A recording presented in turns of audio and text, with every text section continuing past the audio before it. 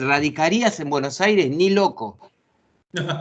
Pero muchos porteños sí nos iríamos al interior. Yo no me fui por cuestiones laborales, bueno, mi familia está aquí, aunque mi suegra sí está en una ciudad costera, pero la mayoría de la gente que vive en ciudades chicas prefiere seguir viviendo en ciudades chicas. Y ahora hay un movimiento un poco al revés en el sentido de que mucha gente está huyendo de las ciudades grandes porque, bueno, ya por lo que sabemos, ¿no? La polución, la inseguridad. Hay poca inseguridad en Zacatecas, ¿no?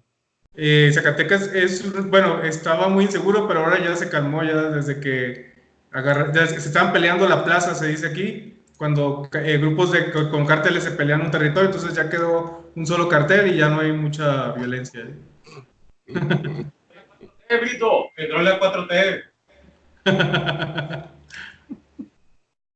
Qué impresionante la descripción de Jesús, ¿no? Qué manera de abrir el encuentro. Las cosas se calmaron porque ganó definitivamente un cartel. Suena fuerte, ¿no? Bueno, ¿me escuchan bien, Hermosillo? Sí, perfecto.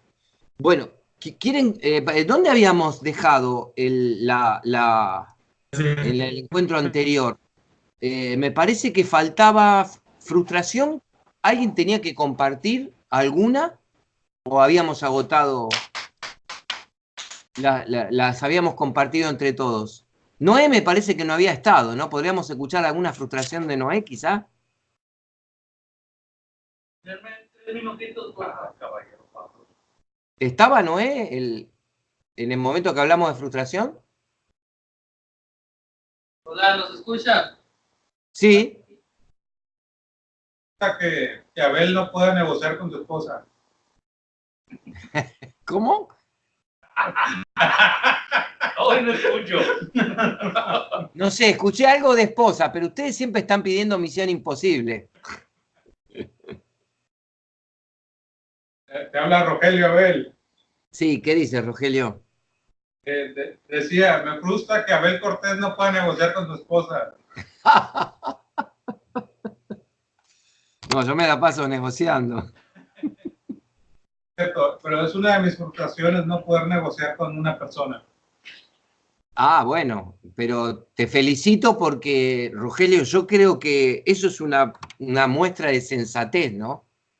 La incapacidad para negociar con otro ser humano en la actualidad. Antes, ¿cómo se resolvía todo? A los palos, con las espadas, los ejércitos. Ahora, en la actualidad, no concebimos que no se pueda negociar con una persona. De hecho, hemos conversado varias veces que parte de lo que pasa en Latinoamérica, con México, con Argentina, es esa intolerancia entre las personas que genera, aparte del narcotráfico que hablamos recién, ¿no? Genera conflictos que podrían evitarse. ¿Y nos puedes contar un caso, Rogelio, que por ejemplo, cuándo te frustra especialmente? Voy a mencionar nombres, ¿no? Pero hay un colaborador que por muchos años ha intentado negociar con él, pues que haga bien las cosas, ¿no? Para que continúe dentro de la empresa. Se han agotado muchos medios. Desafortunadamente se tomó una decisión, ¿no? De darlo de baja. Siempre duele, ¿no? Dejar ir a alguien. Pero desafortunadamente no encontramos la manera de negociar con él, ¿no? Para desarrollarlo y sobre todo, pues, hiciera bien sus labores. Bueno, es un caso un caso bastante claro de la consecuencia de no poder negociar. Alguien pierde un trabajo, alguien tiene que tomar la decisión desagradable que comentó Rogelio, un matrimonio que no sabe negociar se tiene que separar, dos amigos que han tenido un conflicto y no lo saben resolver negociando, por ahí pierden la amistad, y es así. Y por supuesto hay también conflictos, que esto se menciona poco, pero es muy importante, quizá alguno de ustedes lo vivió, yo momentáneamente lo viví con mi papá. Todos nosotros hablamos mucho del divorcio, de la separación de las parejas, Pero ¿qué pasa cuando hay conflictos severos entre padres e hijos? Es otro drama que aqueja a nuestras sociedades modernas. Antes eso no se notaba tanto, a ver si están de acuerdo, que me dicen ustedes, porque, no sé, me parece que en Argentina pasa lo mismo que en México, pero por ahí hay algunas variantes que son interesantes que las comentemos. Antes no se notaban tanto esos conflictos, porque desde el mandato bíblico, respetarás a tu padre y a tu madre, los hijos eran, yo me incluyo, éramos más sumisos, y había más límites puestos, pero solamente sociales y culturales. Ojo que cuando te ponen un límite social y cultural, no significa que si tú estás enojado o resentido más bien, se te va a ir el resentimiento por eso. Pero los límites funcionan. Antes funcionaban, ahora funcionan menos.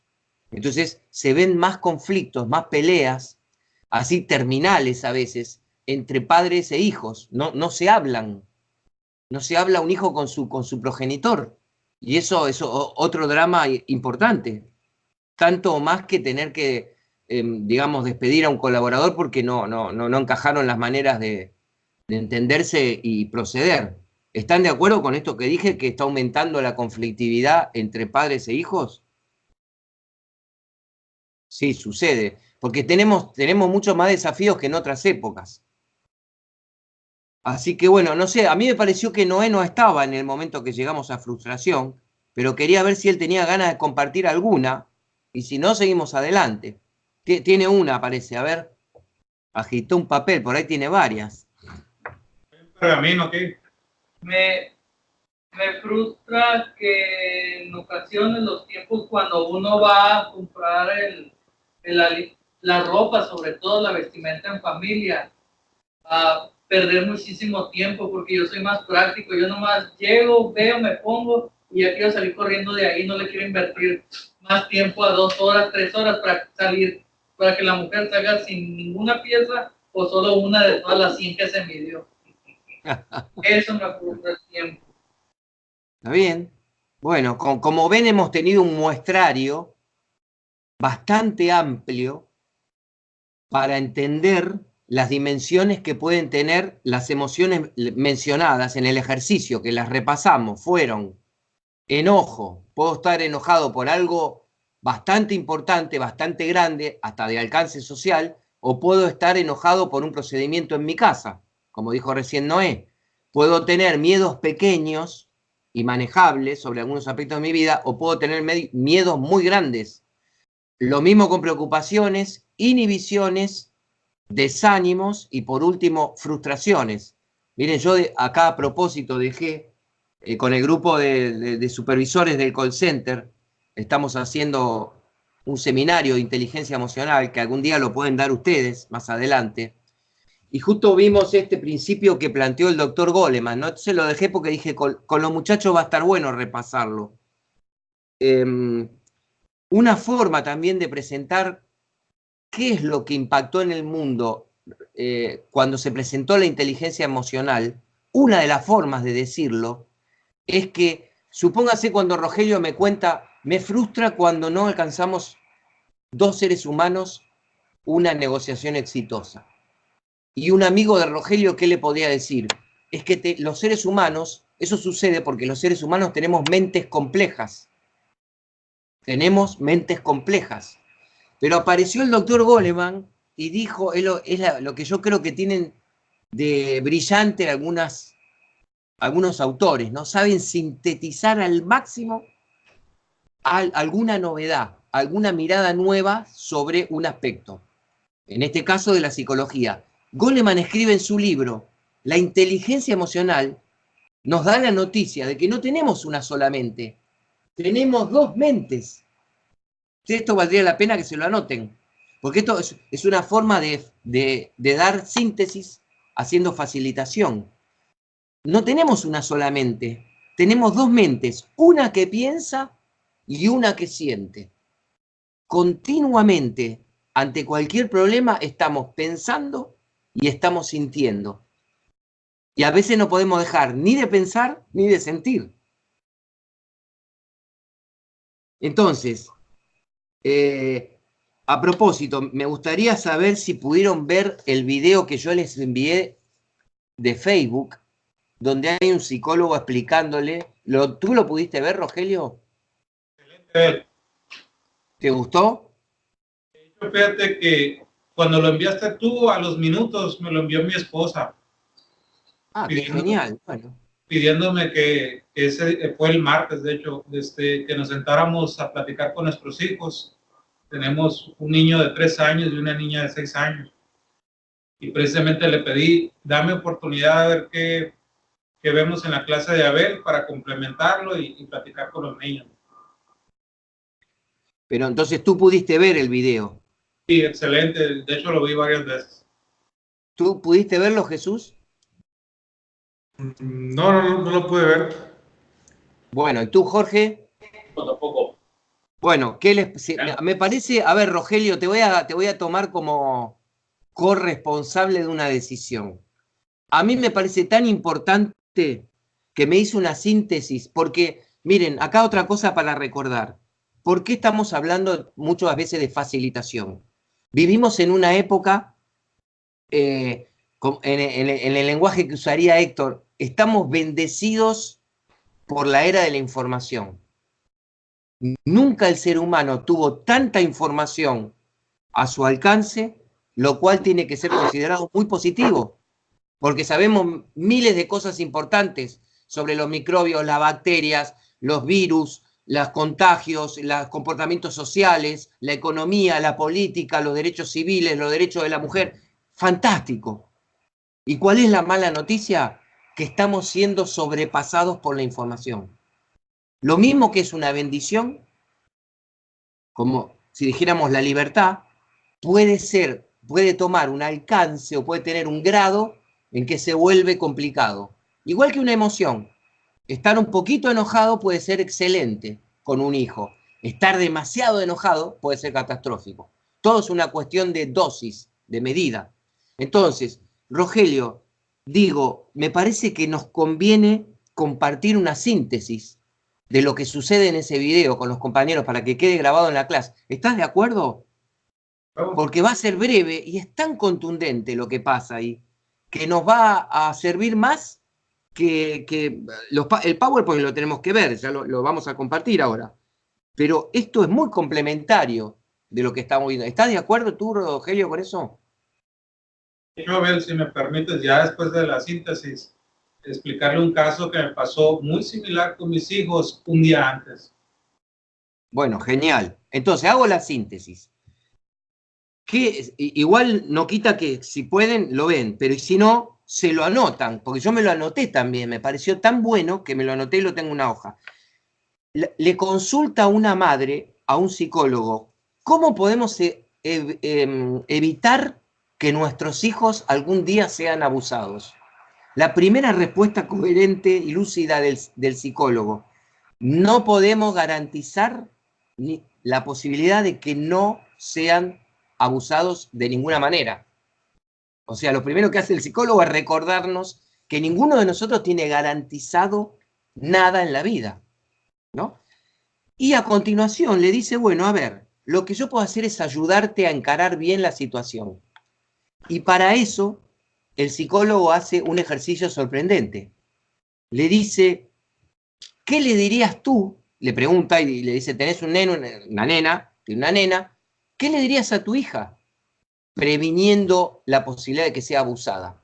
O sea, el psicólogo, en vez de dar consejos, toma el caso real de una madre, de la cual no podemos dudar de sus buenas intenciones, y le dice, a ver, ¿cómo se lo plantearías a tu hija? Y ella le dice 3 aspectos. 1, le dice a la hija, nadie puede limpiarte en los lugares así delicados, íntimos, o tocarte ahí. Nadie puede limpiarte ahí ni tocarte ahí. 1. 2, si alguna vez ocurre, me lo tenés que contar inmediatamente. 3, y el psicólogo le dice, el tercero, el psicólogo le ayudó, le dice, supongamos que tu hija anda rondando por acá, y justo estamos dialogando de esto. Si yo te preguntara, y si te enteras de que hubo abuso, ¿qué harías con la persona que que abusó de tu hija. Entonces la madre dice, mirá, yo sé que no es políticamente correcto lo que voy a decir, pero es lo primero que me surge emocionalmente. Lo primero que pienso es que la voy a matar. Cuando el psicólogo escucha eso, ya tiene 3 ítems para analizar. Los voy a repetir. 1, que le dijo a la hija, nadie te puede limpiar o tocar ahí. 2, si alguna vez ocurre, me lo contás inmediatamente. Y 3, y si yo me entero, lo mato o la mato. El psicólogo, con mucha calma, le dice, las 3 reglas que acabás de ponerle a tu hija están llenas de peligros. Miren qué sorpresa. Por eso, ahora vamos de nuevo a esto, ¿no? Yo puedo pensar 3 procedimientos para hablar con mis hijos que suenan bastante lógicos. Y si ustedes me conocen, pueden decir, che, pero Abel es un buen padre, o es un padre promedio, o sea, bueno, no va a estar tratando de perjudicar a sus hijos. Y aún así, aunque suene lógico y aunque no hay duda de la intención, porque soy el padre que quiero prevenir un abuso de mis hijos, el psicólogo me dice que hay mucho para mejorar, que no conviene decir esas 3 cosas que mencionamos. Así que eso demuestra claramente la importancia de volver a esta cuestión de que tenemos 2 mentes, una que piensa y una que siente, y tenemos que usar las 2 lo mejor posible. No podemos suprimir. Ante un problema, lo que contó Rogelio, ¿no? Cambiamos un segundito el foco. Ante ese compañero ante el cual Rogelio no pudo negociar, yo estoy seguro que Rogelio ya sabe, y le pasó, y lo aprendió, que no se puede manejar el problema ni solo con la mente pensante, ni solo con la mente emocional. Hay que combinar ambas. ¿Por qué tenemos 2 ojos? El que se queda tuerto, el que pierde un ojo, se da cuenta que con el otro ojo ve, pero perdió la noción de profundidad. Necesitamos los 2 ojos, necesitamos las 2 manos para manipular objetos, necesitamos las 2 piernas para caminar. De la misma manera, para comprender el 90% de las situaciones humanas, necesitamos las 2 mentes, la que piensa y la que siente. Entonces, ¿qué hace el psicólogo? Una vez que escuchó esos 3 procedimientos de la madre, le dice, mirá, los niños no nos escuchan como si, no nos decodifican las intenciones de adultos. Entonces le explica que sobre el punto 1, cuando le diga, nadie te puede limpiar o tocar ahí abajo, él le dice que la niña no va a escuchar eso como una recomendación, lo va a escuchar como una orden. Te estoy dando la orden de que nadie te toque ahí abajo. Claro, el niño no tiene capacidad de discernimiento.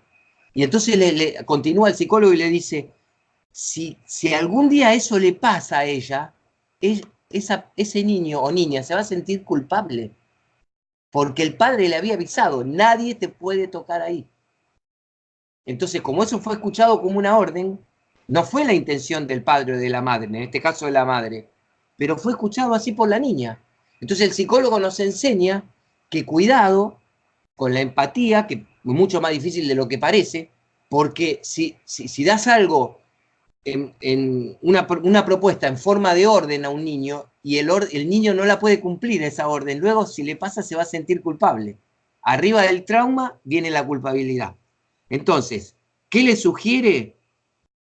Que le explique, nadie debería tocarte, pero si eso ocurriera. Entonces miren cómo al cambiar la forma de expresar las cosas, ya se disipó la posibilidad de que la niña lo interprete como una orden.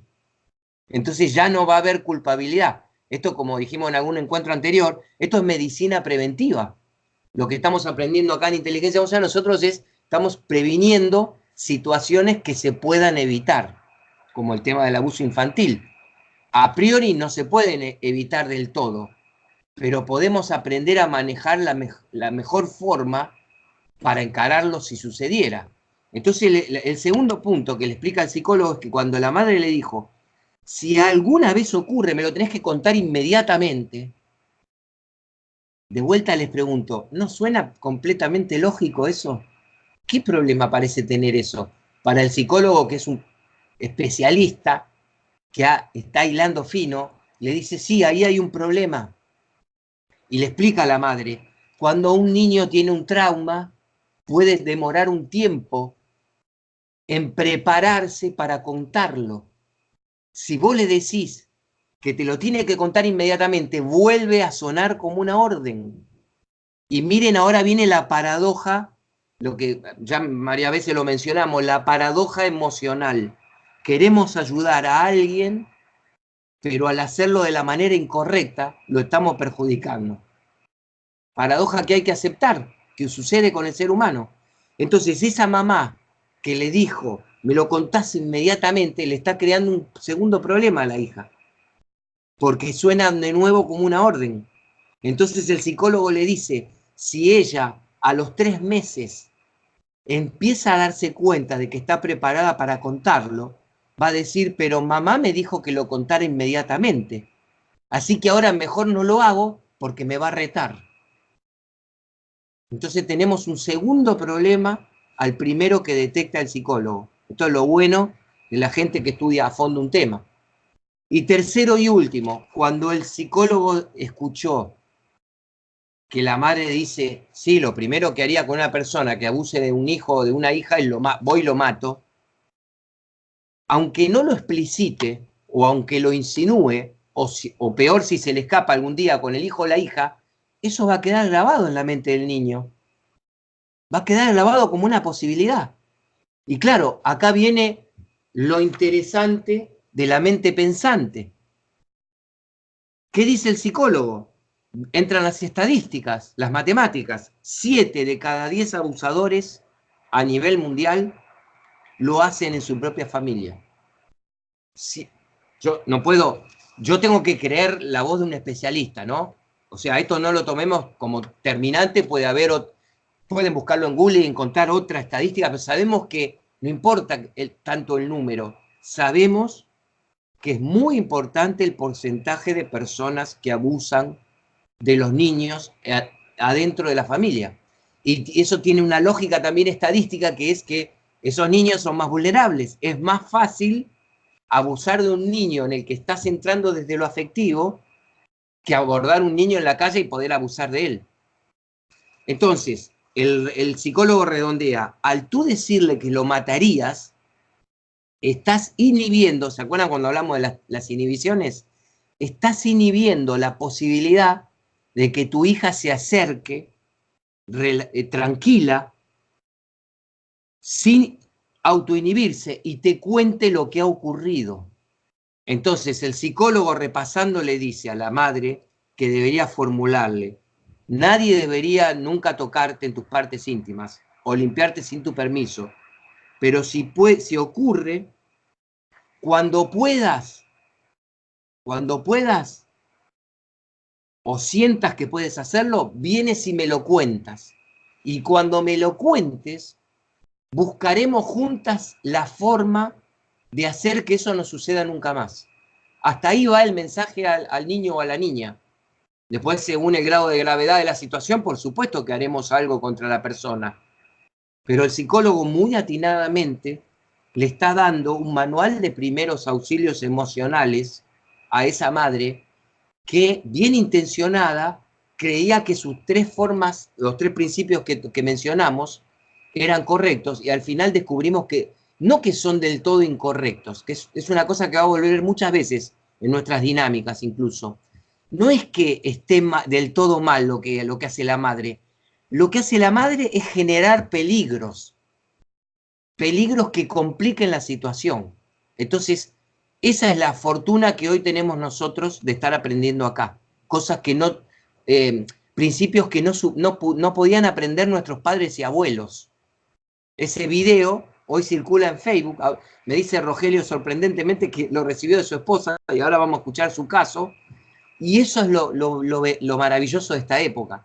Ahora, también es cierto que vieron, algunos no lo pueden ni mirar, porque a mí también me ocurre que recibo tantas cosas. Hay días que recibo poquito en WhatsApp, y me lo miro tranquilo, disfruto de las bromas, aprendo mucho de un video como este, y hay otros días que un video me tapa el otro. La importancia, recibo 3 o 4 importantes y no los puedo retener. Este me pareció tan importante que quería compartirlo para que nos quede como lección. Ahora sí, Rogelio, me gustaría que nos hagas aportes acerca de lo que hablamos. Sobre todo sobre el punto 3 que mencionó el psicólogo, a ver, que Sí. para mí, como que los niños se preocupan más por la integridad de la persona que por el hecho. A mí un día antes me pasó, este lunes, daban el súper con los niños, y pues se me hizo buen momento para explicarles qué hacer en caso de que se separaran de nosotros o que alguien se los quisiera llevar. Entonces comencé a explicarles, ¿no? Mira, si en algún momento te pierdes de una persona que no conoces, te agarra o te quiere llevar, pues ponte a gritar, ponte a patalear, a zafarte, esto y el otro. Y en un momento les dije, si puedes, muérdelo. Y la primera reacción de los niños fue, ¿y por qué lo voy a morder, papá? Le va a doler. Y después me siguieron preguntando, ¿no? Yo les dije, ¿y por qué voy a gritar, papá? Pues para que la gente que está alrededor se dé cuenta y te ayude. ¿Pero qué le va a pasar a esa persona? ¿La van a golpear? ¿Qué va a pasar? Por eso te digo, yo puse mucho énfasis en el punto 3, ¿no? Porque siento que los pequeños le dan más énfasis al dolor de la persona que está haciendo daño que al mismo hecho. Entonces, me impresionó eso, ya después que vi el video lo correlacioné, y de hecho tengo esa plática pendiente con ellos, ¿no? Para explicarlo un poquito mejor. Muy bien, Rogelio, te agradezco mucho porque yo no lo había escuchado jamás esto y me parece súper interesante. O sea, nunca vamos a terminar de aprender cosas de los niños. Es otro desafío que tiene el ser humano hasta que se muere. A veces tú puedes decir de una persona, bueno, ya esta persona la conozco tanto que no puedo aprender mucho más de ella, pero de los niños, que son la vida nueva, la mente nueva, nunca terminas de aprender. Así que yo nunca había escuchado esto. Y hay que registrarlo lo que cuenta Rogelio, porque es muy interesante.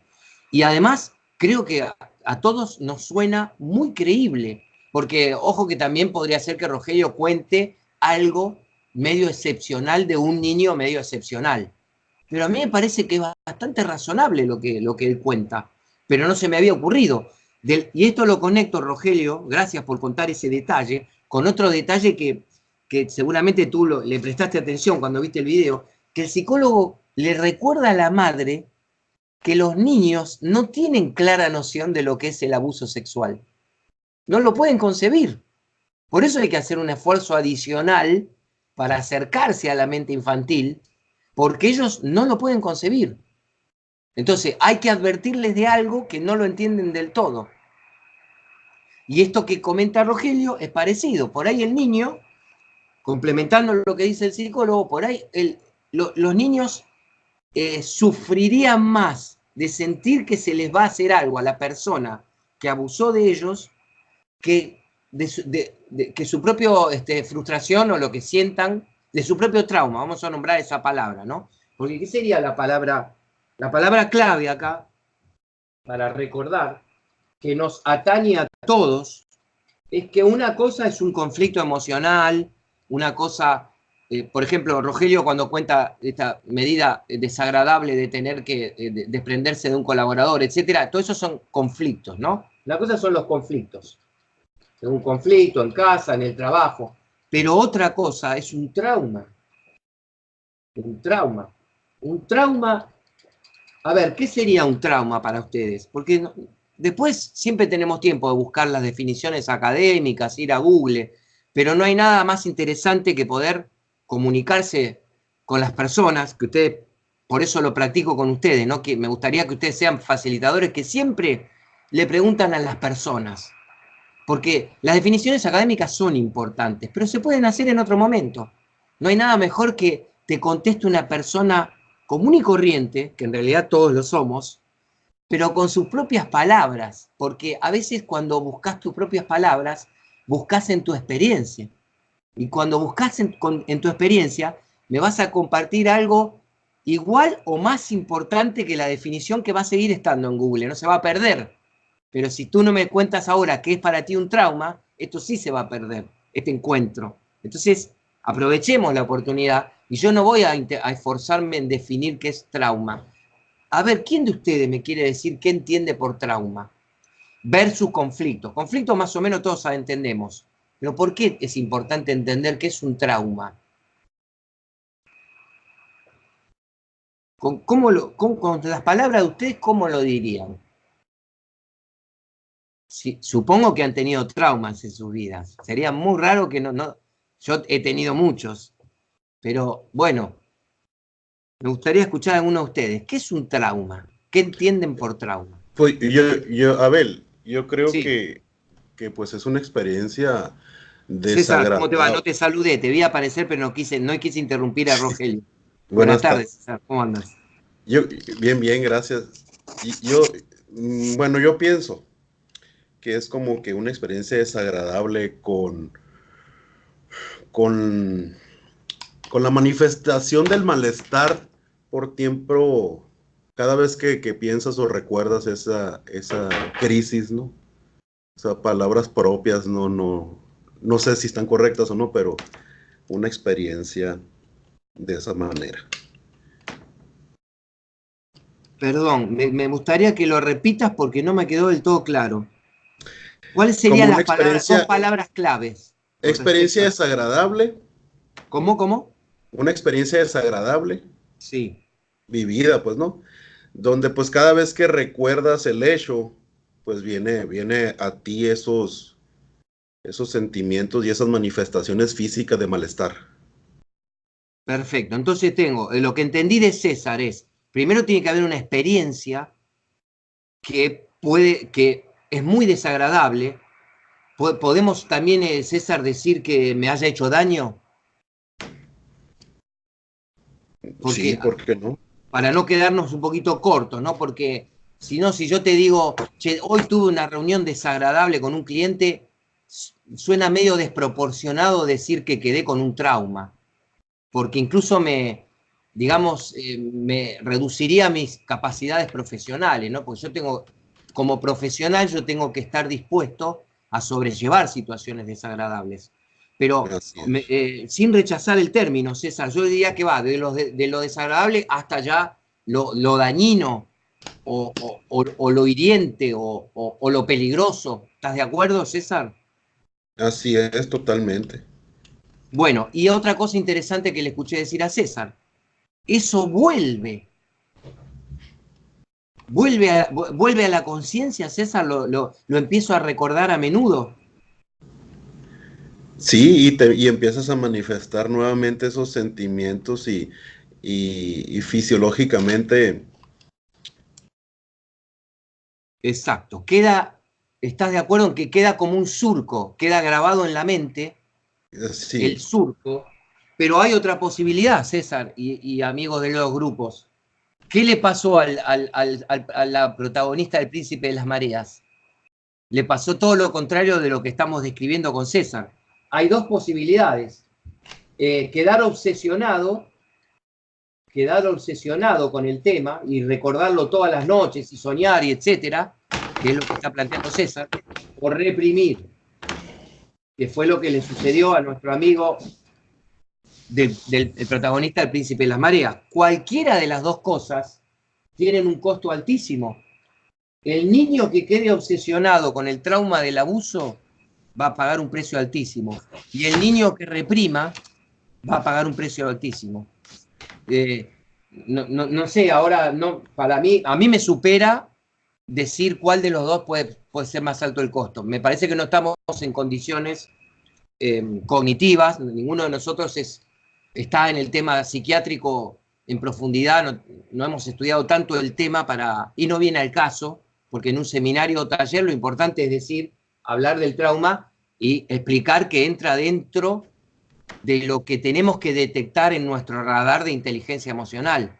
Pero los traumas en general se tratan en terapia, no en un taller o un seminario de inteligencia emocional. Acá lo estamos tocando porque es el instructorado, pero no podríamos ir a una organización de cualquier tipo, escuela, hospital o empresa, y dar un curso de inteligencia emocional y emplear media hora en hablar del trauma, porque no darían los tiempos. Eso ya se los dije muchas veces, yo sé que por ahí los canso con esta repetición, pero es para distinguir siempre que aquí a veces profundizamos en los temas para poder algún día, frente a un grupo, ser de verdadera utilidad, porque sabemos mucho más de lo que estamos expresando. O sea, acá lo estamos trabajando, pero en un seminario taller típico el trauma queda para ir al terapeuta. Bueno, entonces, César nos explicó claramente lo que es un trauma. Un terremoto, el terremoto que han tenido en Ciudad de México hace un tiempo, es un trauma. Un divorcio puede ser un trauma. Que abusen de un hijo nuestro puede ser un trauma. Que descubras una infidelidad puede ser un trauma. Que te despidan puede ser un trauma. Entonces, ante eso, acabamos de ver que hay protocolos. Bueno, yo les muestro la hojita desde la que leí. Si no se lo pudieron anotar, luego pueden el video es muy corto, ¿no? Rogelio, viste que dura 4 minutos, 5 minutos. Y ahí repasan esta lección extraordinaria que le da un psicólogo a una madre. Bueno, estamos en control emocional. Tanto se trate de un conflicto como de un trauma, hay que hacer algo con las emociones. Porque si no... Sí. Una pregunta, me imagino yo que otra diferencia entre el conflicto y trauma es la carga emocional que se le deposita a cada concepto, ¿no? Claro. Por eso, muy bien, está muy buena su observación, por eso los estamos distinguiendo. Lo normal es que un trauma tenga una carga emocional mucho más importante, cualitativamente hablando a nivel energético, que un conflicto. Un trauma, como dijo César, te puede volver todos los días a la conciencia, a la memoria, o bien puede causar una represión que pasa a producir síntomas de evasión, como tenía el protagonista del Príncipe de las Mareas, síntomas en los que empiezas a funcionar mal en las relaciones, empiezas a dormir mal, empiezas a tener desarreglos con el apetito, puede haber un montón de síntomas distintos. Entonces esa es la diferencia entre un conflicto siempre va a tender a ser más manejable. Un trauma momentáneamente nos puede superar por completo. Y ahí es donde voy a recordarles que yo les mandé un manual para el momento de crisis que se llama el Factor Fénix, que es muy interesante, que lo pueden leer ustedes en algún momento que se sientan muy en crisis. Crisis se toca un poco con trauma, ¿no? Porque el trauma y la crisis son también rupturas cognitivas. Por eso está brillante lo que dice el psicólogo. El niño no puede concebir el abuso emocional. El niño cree que todos sus familiares son buenos. La mente infantil no puede concebir algunos tipos de maldades que tenemos los adultos. Entonces eso es parte de la realidad que tenemos que asumir. Entonces quedó aclarado el tema de la diferencia. Entonces el trauma en un niño, por ejemplo, hasta podríamos decir que puede terminar con su inocencia. Para un niño un trauma puede ser un antes y un después. Y para un adulto también. Un adulto que descubre que su cónyuge no era la persona que él o ella creía, tiene una crisis porque ya le cambió. Yo digo que la metáfora que podemos usar es quizás demasiado fuerte, terremoto, ¿no? Pero no sé, ¿cuál pueden proponer ustedes? ¿Alguna analogía gráfica para decir qué es una crisis? Acá en Argentina tenemos una coloquial, a ver si les parece bien, porque terremoto es demasiado fuerte. ¿Saben lo que le dice un amigo al otro cuando tuvo una crisis importante? Se me cayó la estantería. Se dice los estantes, ¿se usa la palabra estantes en México? Se usa. Bueno, entonces estantería es una serie de estantes. Entonces, supónganse, figuradamente sería, yo tengo un montón de libros ahí, todos acomodaditos, la inteligencia emocional, el líder resonante, cómo manejar los conflictos. Entonces viene un problema grande y se me cae la estantería encima y se me mezclan todos los libros. Así sería metáfora. Le estamos poniendo un poco de humor a la cosa. Viene brava la situación, pero yo le pongo un poco de humor. para no hablar de terremoto, que ya suena demasiado inmanejable. ¿Por qué no me gusta usar terremoto? Porque nos vamos a autosugestionar de que, bueno, yo contra un terremoto no puedo hacer nada. Puedo ayudar a alguien o puedo correr, pero nada más. Bueno, en los traumas es mejor decir, o la crisis, se me cayó la estantería. Si se me cayó la estantería, puedo empezar a juntar los libros y tratar de acomodarlos de nuevo, que es lo que le va a enseñar el manual, el factor Fénix. Cómo ordenar de nuevo los libros. Que es muy probable, dicen los buenos autores de psicología y demás, que ya no tengan el orden de antes.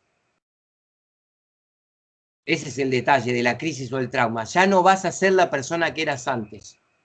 No vas a ser ni mejor ni peor, pero ya no vas a ser la de antes. Usando el lenguaje de Héctor, que es muy correcto, si tienes resiliencia, vas a salir más maduro y puedes llegar a salir fortalecido. Si no tienes resiliencia, puedes terminar implosionando, puedes terminar en una enfermedad, puedes continuar resentido muchos años, te pueden pasar cosas muy complicadas. Entonces, resumen de todo lo que estamos hablando, el control emocional, que es la regulación de las emociones, es lo que se vuelve importante como una brújula. A ver si por favor abrimos el PowerPoint para retomar un poco de algunos principios claves antes de que vayamos porque siempre que ustedes van a plantear un ejercicio en un grupo, conviene encontrarle también la parte teórica adecuada para que encaje con la experiencia vivencial. Algo que voy a decir que también es interesante que lo tengan en cuenta, y eso sí que no me lo van a tener que recordar porque yo sí lo tengo muy presente. Al final del instructorado, ¿saben lo que vamos a hacer? Vamos a repasar juntos algunos PowerPoints y algunos ejercicios fundamentales para tener un modelo de seminario o taller de inteligencia emocional. ¿Se entendió el criterio? Ahora nosotros estamos trabajando bastante en profundidad. En profundidad y alcance, tratando de abarcar también lo más posible. Cuando redondeemos las 5 habilidades prácticas y digamos, bueno, ya hemos aprendido de los 8 módulos todo lo que pudimos. Nunca se agota, pero lo que pudimos. Entonces, en ese momento vamos a hacer un resumen y vamos a repasar y decir, esta pantalla sí para un seminario o taller, esta pantalla no. Este ejercicio sí, este ejercicio no. Por ejemplo, yo les dije desde el primer encuentro que del módulo 1, ¿se acuerdan qué fue el módulo 1? ¿Qué trabajo hicimos en el módulo 1? Autotest. ¿El test de qué? Personalidad. Exacto, el test de temperamento, de personalidad, y habíamos dicho, me parece que fue Noel que nos lo recordó, que eso no hay posibilidades de hacerlo en un seminario o taller. Así que eso, todo el módulo 1, salvo la noción de temperamento y carácter, que el temperamento es la base genética, el carácter es la parte adquirida, todo el módulo 1 casi que no va en un seminario o taller. Arrancaríamos del módulo 2. Entonces en el módulo 2 veríamos alguna idea fuerza y un ejercicio. Módulo 3, alguna idea fuerza y algún ejercicio. Y así hasta terminar. ¿Se entendió el criterio que estoy mencionando? ¿Se entendió, no? Que vamos a hacer el resumen. Perfecto. Habíamos quedado en la pantalla, a ver qué número es, 3, ¿no? A ver, quiero ver la 2 que decía. Claro, la 2 la habíamos visto, reprocesamiento físico, reprocesamiento energético, reprocesamiento psicológico. En la 3 aprendemos a entender que parece fácil, pero es difícil conocer y manejar los propios sentimientos. ¿Por qué? En principio, la visión de un autor, 2 peligrosos enemigos, dice ahí. 1, tendemos a proyectar nuestros defectos en los demás y desarrollamos otro tipo de mecanismo de defensa. Los básicos ya los vimos. Tendemos a proyectar nuestros defectos en los demás. Y segundo, tendemos a proyectar fuera de nosotros la solución de los problemas que experimentamos. Esto es volver un poquito atrás con la autoconciencia. O sea, lo primero de difícil que hay ante una problemática emocional es reconocer la parte que nos corresponde a nosotros. ¿Qué hicimos mal? ¿Qué estamos sintiendo de más? ¿Cuál es nuestra colaboración a un conflicto o a un problema? Siguiente, yo voy comentando y si hay dudas o planteos. Acá vemos lo que les dije recién. Yo extraje de este módulo, con un diseño distinto, extraje ideas, fuerzas que ya las vimos. ¿Se acuerdan que esto ya lo vimos? Respuestas según el grado de cociente emocional. En el caso de enojo, el cociente emocional bajo se bloquea, hay somatización y nos alejamos del problema o lo complicamos. En cociente emocional alto, maneja la situación adecuadamente, tomamos los obstáculos como oportunidades, enfrentamos las situaciones de manera realista positiva y perseveramos en la resolución de la dificultad. ¿Se lo recordaban esto o que lo vimos?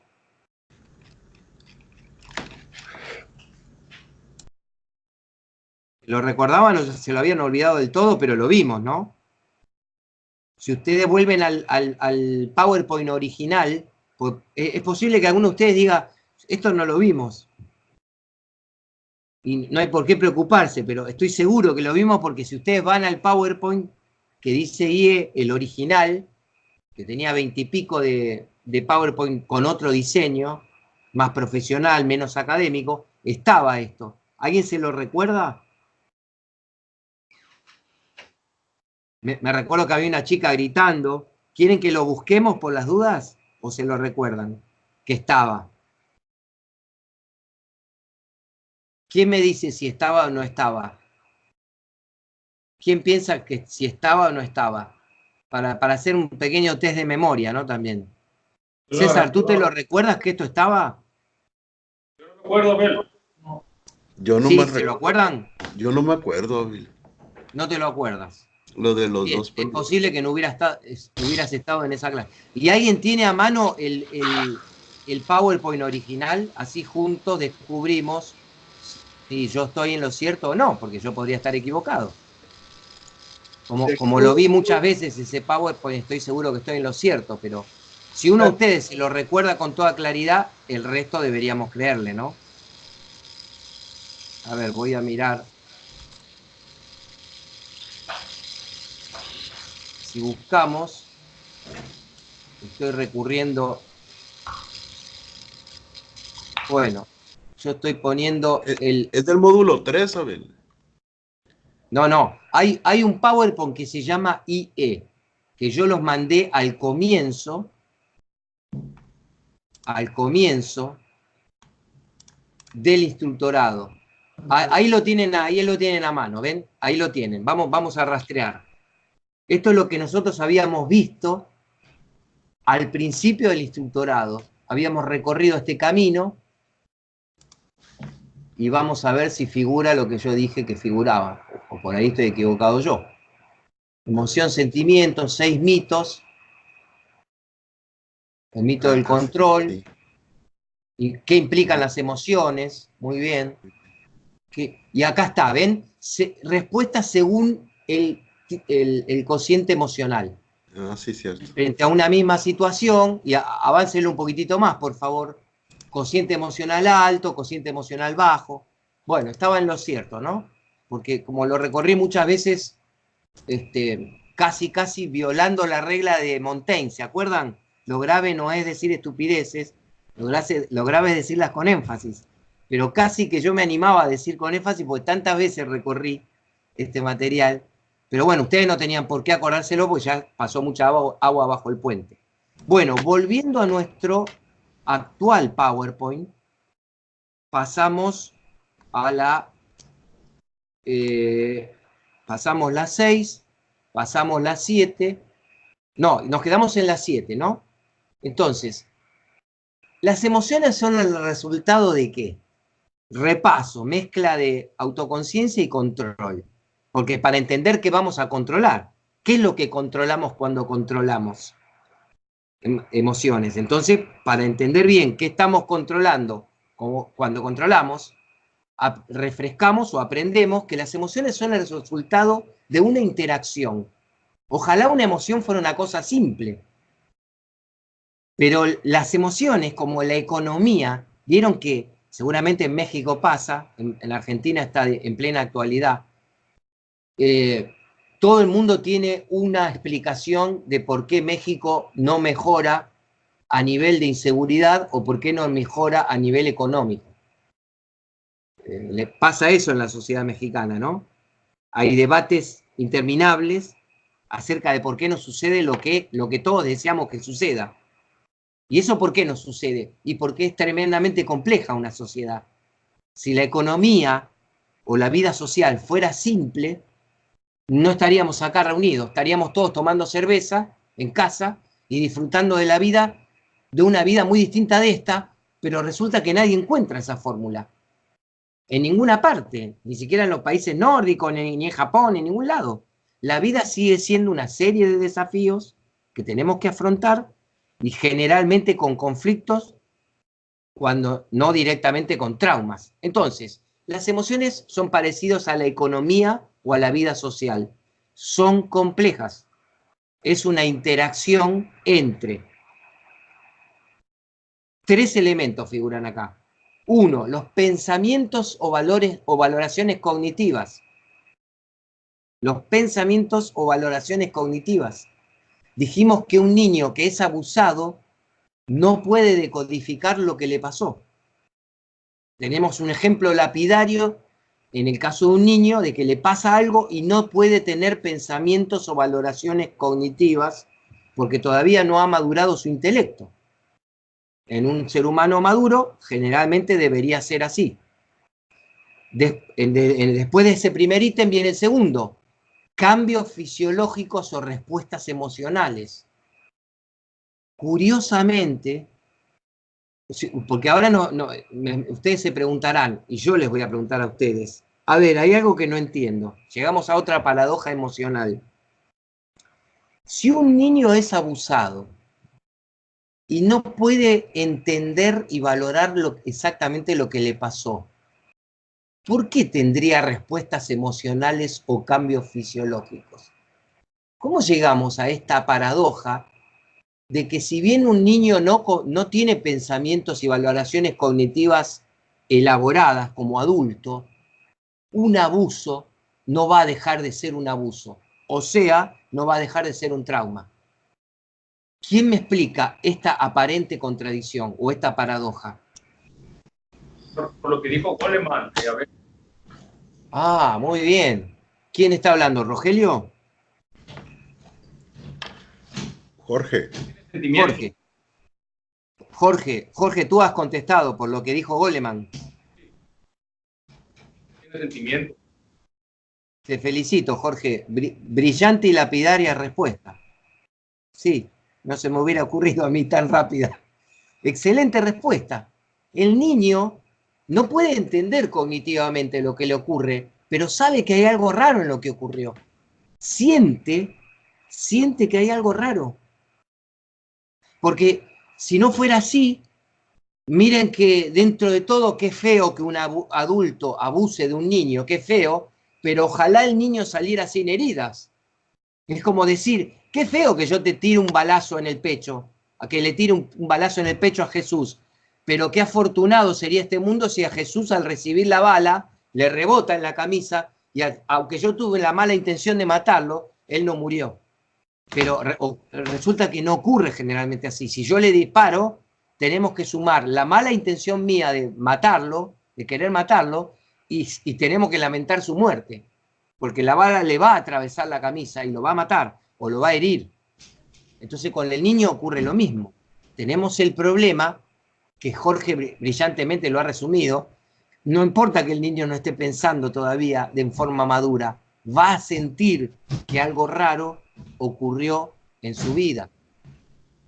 Sobre esto hay estudios muy interesantes, a los que ya volveremos. ¿Quién se lo anota?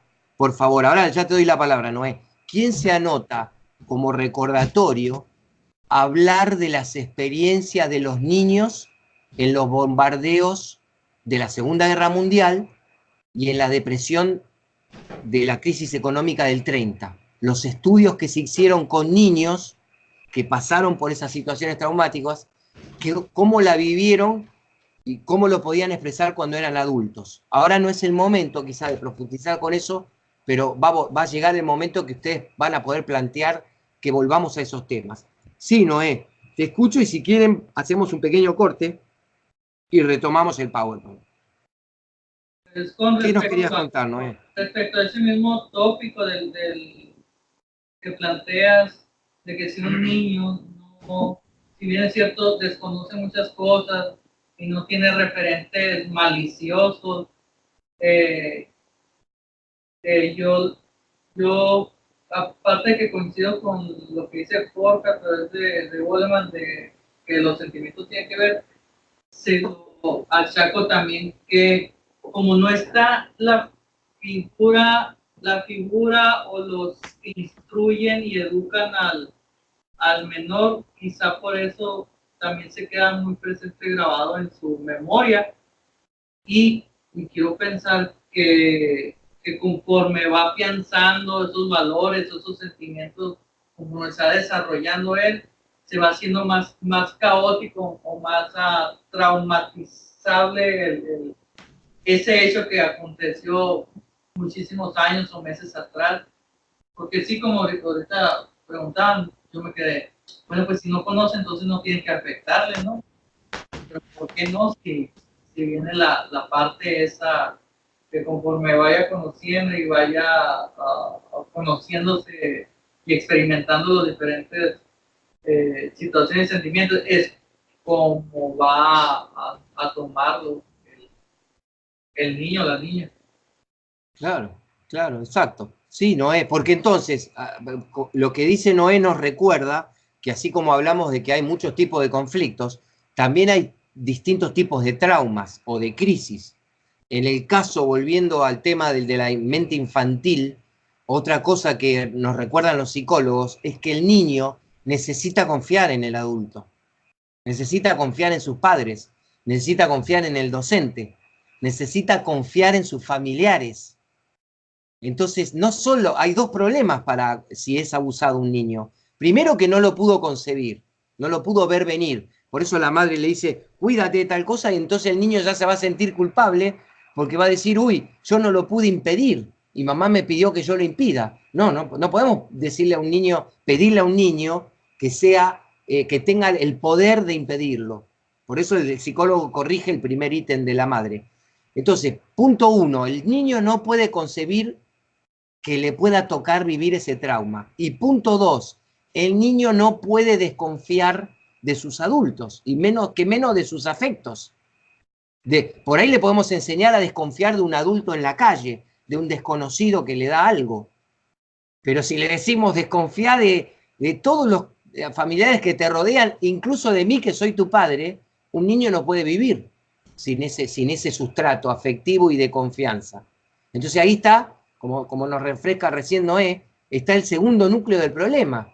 O sea, el niño tiene una mirada sobre los adultos, no solo inocente, sino autoprotectiva, porque el niño depende de los adultos, sobre todo de los que lo rodean afectivamente, que serían papá, mamá, hermanos mayores, familiares directos, indirectos y docentes en todo caso. Entonces ese pequeño grupo humano que rodea al niño, el niño necesita confiar en esos adultos.